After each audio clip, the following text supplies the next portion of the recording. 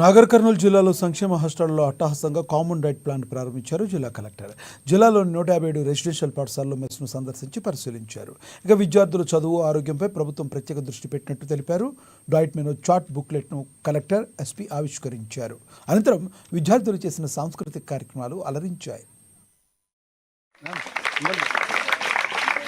పిల్లలను అభివృద్ధి చేయడానికి ఎటువంటి కార్యక్రమాలు చేస్తున్నాం అనేది పేరెంట్స్ కూడా తెలవాలి, వాళ్ళకు కూడా ఒక కాన్ఫిడెన్స్ రావాలి. అండ్ మరియు చాలా మంది స్టూడెంట్స్ కూడా గవర్నమెంట్ స్కూల్స్ కి వచ్చి పెద్ద పెద్ద పొజిషన్స్ పోవాలని చెప్పేసి ఈ కార్యక్రమాన్ని మనం ఆర్గనైజ్ చేయాలి. ఇంతకు ముందే మనం ప్రతి స్కూల్ కి ఒకరిని పెట్టడం జరిగింది. ఇంతకు ముందు ఎస్పీ గారు కూడా మాట్లాడుతూ పోలీస్ డిపార్ట్మెంట్ ని కూడా మేము సపోర్ట్ ఇస్తాము. అక్కడ నుంచి మీకు వేరే ఇష్యూస్ ఉన్నా కూడా లేకపోతే ఇట్లా మా దగ్గర నుంచి కూడా మేము వస్తామని చెప్పి ఎస్పీ గారు కూడా సపోర్ట్ ఇవ్వడం జరిగింది. ఇదంతా ఎందుకు చెప్తున్నాను, సెలబ్రేట్ చేస్తున్నారు.